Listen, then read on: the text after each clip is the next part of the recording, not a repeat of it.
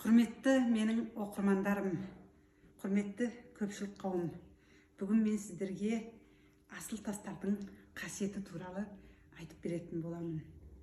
Асыл тастар ол жан мен тән дауасы. Табиғаттың шеберлігі таң қалдырмай қоймайды. Күнделікті тағып жүретін осындай әшекей бұйымдарымыздағы асыл тастар адамның денсаулығына жағымды әсер беріп, аурудың алдын алып, жүйке жүйесін тыныштандырады екен. Осындай әсем әшекейлер күнделікті тұрмыста тағып жүрсек, бұлар сәні сапасы жағынан да және пайдасы молырақ. Алдарыңызда біз Әдемі компаниясының мына әйгерім білезіктер топтамасын ұсынамыз. Бұл білезіктердегі асыл тастар туралы мен әзір бірнеше тасқа тоқталып өтейін. Мінекей лағыл тасы, және де аметист тасы, және де агат тасы. Одан басқа нефрит тасы туралы да мен сіздерге бүгін айтып беретін боламын. Ал лағыл тасына тоқталып өтетін болсақ, ол рубин. Мына білезіктегі мына тастар рубин деп айтылады. Осы лағыл тасы жүрек қан тамырларын нығайтып, жүйке және де қан қысымын реттейді екен. Ал нефрит тасына тоқталып өтетін болсақ, нефрит бүйрек ауруларының алдын алады.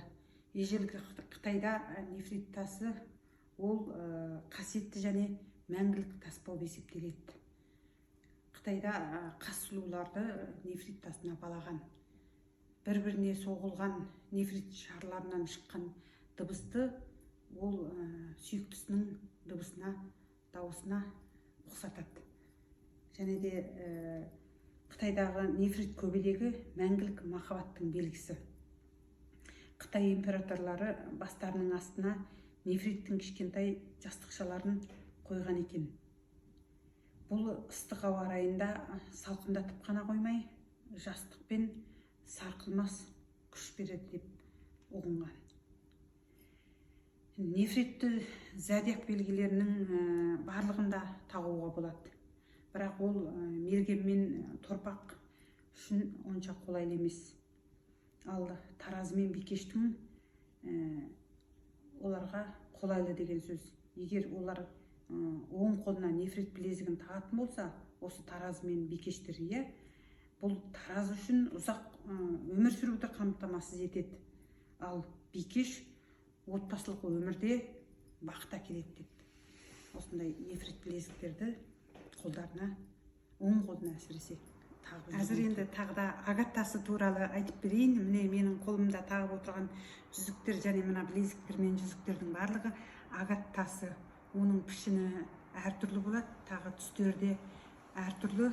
Агат тасы бұл батылдықты, тыныштықты және ұзақ ғұмыр сүруге көмектеседі.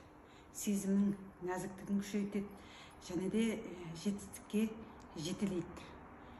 Одан басқа бұл агат тасы көптеген аурулардың да алдын алады екен. Ас қорытуға көмектеседі және көздің көру қуатын күшейтеді және де қан қысымын реттейді. Осындай қасиеттері бар, агат тасы бар. Осындай білезіктерді, жүзіктерді тағып жүрейік. Көбінде жасыл реңді, тағы көгілдір түсіде болып келетін мөлдір су тас.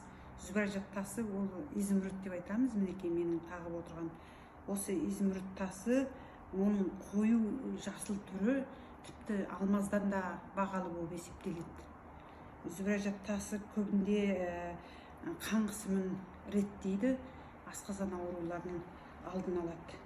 Және де буын ауруларының алдын алатын осындай қасиеттері бар. Осындай изумруд тасы тағылған білезіктерді тағып жүрейік. Әрине қазақшаты тағы да бір рет айтайын, зүбәржат деп айтылады екен. Ал аметист тасына тоқталып өтетін болсақ, мынау білезік пен жүзік, міне аметист тасы бар. Бұл білезікті таққан кезде адамның энергиясын күшейтеді.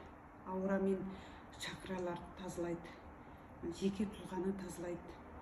Осы аметист тасының тағы бір ерекшелігі кез келген жағымсыз энергияны алып тастап, адамды жақсылыққа қарай жетелейді.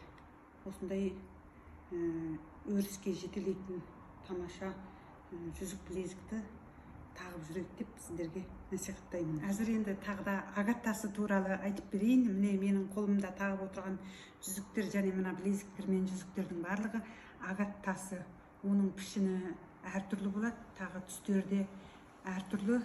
Агат тасы бұл батылдықты, тыныштықты және ұзақ ғұмыр сүруге көмектеседі. Сезімнің нәзіктігін күшейтеді және де жетістікке жетелейді. Одан басқа бұл агат тасы көптеген аурулардың да алдын алады екен, ас қорытуға көмектеседі және көздің көру қуатын күшейтеді және де қан қысымын реттейді. Осындай қасиеттері бар, агат тасы бар. Осындай білезіктерді, жүзіктерді тағып жүрейік. Достар, сонымен қатар білезік буын ауруларының алдын алады, қолдың тазалығын күшейтеді және жын-перілерді қуады деген ұғым халық арасында кеңінен тараған. Ең бастысы білезік ол адамның күш-қуатын сақтайды. Қазақта бәле-жала адамның шашы құлағы арқылы кірсе, күш-қуаты ақырындап қолдың алақаны арқылы шығады деген ұғым қалыптасқан. Сондықтан әжелеріміз, апаларымыз күш-қуатынан айырылып қалмау үшін өмірінің соңына дейін осындай білезік жүзіктерді тағып жүрген.